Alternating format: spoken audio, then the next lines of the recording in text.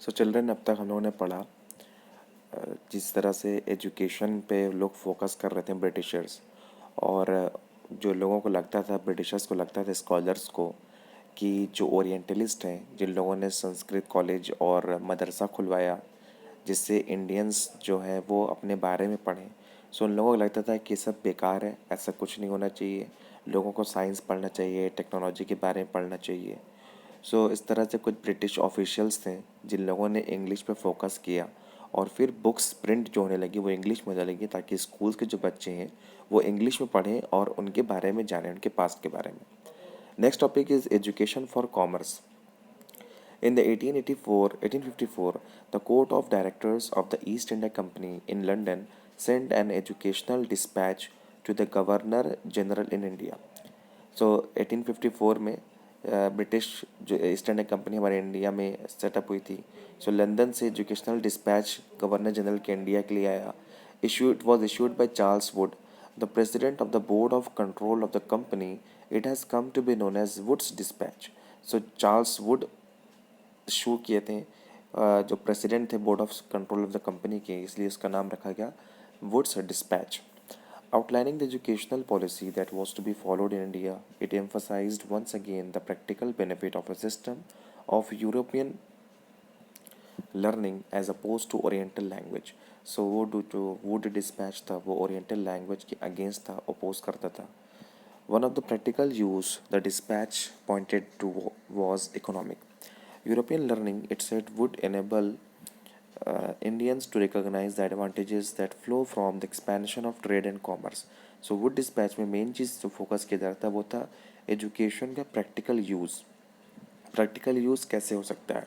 So it's that enables Indians to recognize the advantages that flow from the expansion of trade and commerce. So expansion of trade and commerce, business कैसे करें, ये चीज़ उसमें सिखाई जाती थी उन books में। And make them see the importance of developing the resources of the country, जिसमें सिखाया जाता था जो रिसोर्सेज हमारी कंट्री की हैं उसको डेवलप कैसे कर सकते हैं। Introducing them to the European ways of life would change their taste and desires and create a demand for British goods. तो देख रहे हैं आप कि किस तरह से बुक्स में ऐसे प्रिंट कर देते हैं जिससे ट्रेड के फ्लो का, कॉमर्स के, लोगों के इंपॉर्टेंस पता चले, और फिर यहाँ से सामान जो होगा वो एक्सपैंड करने के बहाने वो जाएगा ब्रिटिश में, जिससे उनको फ़ायदा होगा और हमारा नुकसान होगा। And it would create, it would change their taste in a sense कि उनके एक पुराना चला आ रहा है जो थीम है उसको चेंज होगा, और लोग बिजनेस की तरफ ज़्यादा टिल्ट होंगे, जिससे उनका जो सामान है वो यहाँ से बिक के लंदन जाएगा, इंग्लैंड जाएगा। For Indians would begin to appreciate and buy things that were produced in Europe, जिससे लोगों के दिमाग में ये आएगा कि जो यूरोप में बन रहा सामान वो बेहतर है, इंडियन का सामान बेहतर नहीं है। सो इस तरह से ये वुड डिस्पैच जो था वो एजुकेशनल सिस्टम का ये था कि बच्चों के बीच में, बच्चों के दिमाग में उस एजुकेशन का प्रैक्टिकल यूज़ किया जाए। We have to one source here. What is source one? The language of the wise. क्या है ये language of the wise? Emphasising the need to teach English, Macaulay declared. So English को बढ़ाने के लिए emphasise किया गया, फोकस किया गया, जिससे मैकॉले ने क्या डिक्लेयर किया? All parties seems to be agreed on one point, that the dialects commonly spoken among the natives of India contain neither literary nor scientific information, and are moreover so poor and rude that until they are enriched from some other quarter, it will not be easy to translate any valuable work into them. From Thomas Babington Macaulay, Minute of 2 February 1835 on Indian Education. So main चीज़ जो Macaulay का था वो ये था कि जो English पढ़ाई जाए उसका इम्पोर्टेंस ये है कि जो इंडियंस थे उनकी जो डायलेक्ट थी, उनकी जो बोली थी, जो भाषा थी, वो इस लेवल की नहीं थी जिससे उनको किसी भी नई चीज़ को सिखाया जाए। सो जिस पर फोकस किया कि इनको इंग्लिश सिखाया जाए, जिससे वो बुक्स को पढ़ेंगे और बुक्स को पढ़ने के बाद उनके जो एक डिमांड है, जो उनका एक टेस्ट है वो चेंज होगा, और फिर वो ट्रेड और कॉमर्स की तरफ ज़्यादा फोकस करेंगे। Wood's dispatch also argued that European learning would improve the moral character of Indians. जैसे कि हमें पता है कि इन लोगों के अकॉर्डिंग इंडियंस जो थे वो अनसिविलाइज थे। अनसिविलाइज मतलब उनके अंदर कोई मोरल नहीं था, कोई एटिक्वेट नहीं था, कोई किसी तरह का मैनर नहीं था। सो वुड डिस्पैच के अकॉर्डिंग, चार्ल्स वुड के जो इन्होंने एक इशू किया था, उसके बेस पर क्या था कि इंडियन को हम इंग्लिश सिखा के उनको हम उनका मोरल कैरेक्टर को और बढ़िया कर सकते हैं. It would make them truthful and honest and thus supply the company with civil servants who could be trusted and dependent upon. So would dispatch के अकॉर्डिंग यहाँ के लोगों को, बच्चों को अगर इंग्लिश पढ़ाई जाएगा तो वो उनका मोरल कैरेक्टर अच्छा होगा. साथ ही साथ कंपनी को एक सिविल सर्वेंट मिलेगा जो जिसके ऊपर भरोसा किया जा सके या जिसके ऊपर कंपनी डिपेंड हो सके. The literature of East was not only full of grave errors, it could also not instill in people a sense of duty and a commitment to work, nor could it develop the skills and required for administration.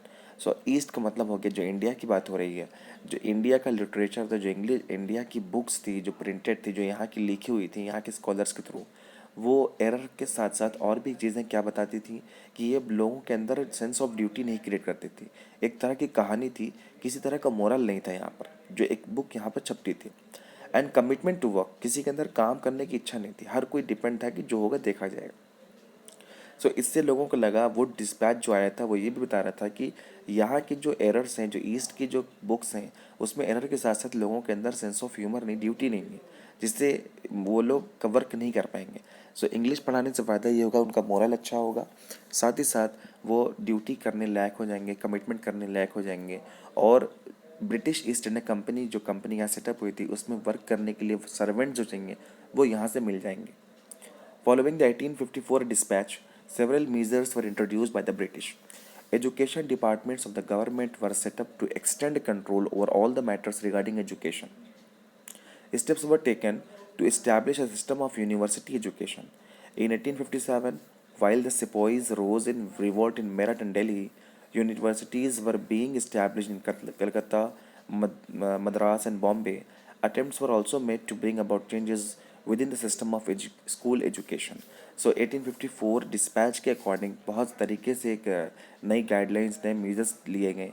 Educational departments कई किसी हर जगह setup हुआ और उसमें हर तरह के matters को रखा गया, स्पेशली एजुकेशन को. और बहुत से स्टेप्स दिए गए जिससे यूनिवर्सिटी एजुकेशन बन सके.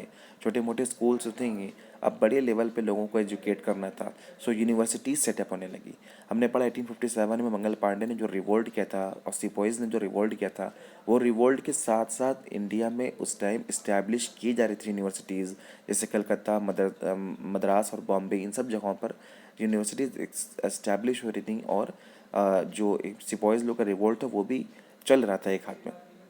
We have another source to that an argument for European language knowledge. क्या argument था? Wood's dispatch of 1854 marked the final trump of those who opposed Oriental learning.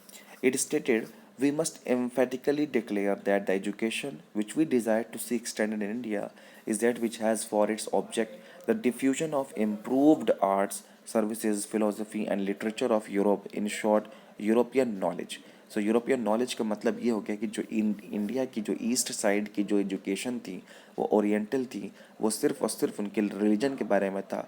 लोगों के अंदर कोई मोरल क्रिएट नहीं हो रहा था, किसी भी तरह का एक्सेंट, किसी भी तरह का कोई ड्यूटी नहीं क्रिएट हो रही थी. लेकिन वुड्स डिस्पैच जो आया उसका एक सोर्स था, जो एक फोकस था, वो ये था यूरोपियन नॉलेज के लिए, जिससे लोगों के बीच एक सोच नहीं आएगी, लोग मोरल कैरेक्टर लोगों का डेवलप होगा, लोग सिविलाइज होंगे. सो एक आर्ग्यूमेंट था यूरोपियन नॉलेज के लिए. Now we have that Bombay University in the 19th century. You can see how it looked. Another we have the William Carey, who was a Scottish missionary who helped establish the Serampore mission. The demand for moral education. So अब ये question उठता है कि जो European knowledge थी वो लेके लोगों का क्या फ़ायदा होगा. ट्रेड एंड कॉमर्स, बिजनेस के साथ साथ और भी चीज़ें क्या डेवलप हो सकती हैं. So the demand for moral education क्या था? That argument for practical education was strongly criticized by the Christian missionaries in India in the 19th century. सो जो एक प्रैक्टिकल एजुकेशन वुड डिस्पैच के थ्रू आया था उसके अगेंस्ट में था क्रिश्चियन मिशनरीज, बिल्कुल भी एकदम against. The missionaries felt that education should attempt to improve the moral character of the people and morality could be improved only through Christian education. हर किसी ने अपने अपने तरीके से लोगों को एजुकेट करने की कोशिश की. यहाँ पे सवाल एजुकेशन का नहीं था, यहाँ पे सिर्फ और सिर्फ अपने बारे में लोगों को बताने का था. और हमें पता है कि a pen is mightier than a sword. ताकत की तलवार की जो ताकत है वो पेन की ताकत से कम है. सो यहाँ पर क्या था, क्रिश्चियंस होते हैं उनको लगा कि अगर हम यहाँ के लोगों को मोरल कैरेक्टर नहीं देके बाकी उनको बिजनेस और जितनी प्रैक्टिकल एजुकेशन देंगे, इससे उनका मोरल कैरेक्टर डेवलप नहीं हो पाएगा। सो क्रिश्चियन को लगता था कि क्रिश्चियन मिशनरीज़ को कि लोगों को यूरोपियन नॉलेज देने से बेहतर है ट्रेडिशनल जो एक लैंग्वेज बढ़ाने की बात थी और एजुकेशन देने की बात थी, उसमें सबसे ज़रूरी जो था वो था moral education. Until 1813, the East India Company was opposed to missionary activities in India. It feared that missionary activities would provoke reaction amongst the local population and make them suspicious of British presence in India. Unable to establish an institution within British controlled territories, the missionaries set up a mission at Sirampur in an area under the control of Danish East India Company. A printing press was set up in 1800 and a college established in 1818. So until 1813 the East India Company was opposed to missionary activities in India. So East India Company बिल्कुल opposed थी जो Christian missionaries थे। उनको डर था कि missionaries activities जो है जो मिशनरीज के खिलाफ प्रोटेस्ट कर रहे थे, उनको इस बात की डर थी कि ऐसा ना हो कि जो लोकल पॉपुलेशन है उनके अंदर ये ऐसी फीलिंग आ जाए नेशनलिज्म को लेके, या उनके अंदर ये फीलिंग आ जाए कि ब्रिटिश हमारे यहाँ पे रूल कर रहे हैं। सो उनकी इस बात की डर थी कि ऐसा ना हो कि इनके किसी भी एक्ट से लोकल पॉपुलेशन की भी उनके अगेंस्ट हो जाए। So unable to establish institution within British controlled territories, the missionaries set up mission at Serampur in an area under the control of Danish East India Company. सो आपको पता होगा कि इंडिया में सिर्फ ब्रिटिशर से रूल नहीं कर रहे थे, हमारे इंडिया में पोर्टुगीज़ रूल कर रहे थे, डच रूल कर रहे थे, फ्रेंच रूल कर रहे थे और ब्रिटिश भी रूल कर रहे थे। सो जो क्रिश्चियन मिशनरीज थे वो ब्रिटिश ईस्ट इंडिया कंपनी के अंडर एरिया में अपना इंस्टीट्यूशन सेटअप नहीं कर पाए, तो ये मूव करके कहाँ पर, डैनिश ईस्ट इंडिया कंपनी की तरफ, और उन्होंने वहाँ पर अपना एक यूनिवर्सिटी को इस्टेब्लिश कर लिया, कॉलेज को, which is in 1818। Over the 19th century, missionary schools were set up all over India. After 1857, however, the British government in India was reluctant to directly support missionary education. So 1818 तक east India company बाकी जो countries की थी, जैसे Dutch हुआ, French हुआ और Portuguese हुआ, इनके अंडर में क्रिश्चियन मिशनरीज़ ने इनके सपोर्ट से अपने कॉलेजेस को ओपन करवा दिया, और वो बहुत तेज़ी से पूरे ऑल ओवर इंडिया धीरे धीरे क्रिश्चियन मिशनरीज स्कूल जो थे वो पूरे इंडिया में फैलता गया और हर किसी के पहुंच में वो आ चुका था। इससे क्या हुआ कि बाद में ब्रिटिशर्स को मानना पड़ा, वो उनको मजबूर होना पड़ा और उनको इस बात की इजाज़त देनी पड़ी कि उनके एरिया में भी क्रिश्चियन मिशनरी स्कूल खुल सकते हैं। There was a feeling that any strong attack on local custom, practices, beliefs and religious ideas might enrage native opinion. So एक चांस था, एक फीलिंग, स्ट्रॉन्ग फीलिंग थी ब्रिटिश के अंदर कि ऐसा ना हो कि क्रिश्चियन मिशनरी उनको ऐसा कुछ बता दे जिससे वो प्रोवोक हो जाएं और ब्रिटिश के अगेंस्ट खड़े हो जाएं। You can see the Sirampur College on the banks of the river Hooghly near Calcutta. The buildings were very good. Village पाठशाला आप देखेंगे पहले पढ़ाई कैसे होती थी, पेड़ के नीचे, और जितने भी स्टूडेंट्स होते थे वो ज़मीन में बैठते थे और उनको टीचर पढ़ाते थे इस तरह से।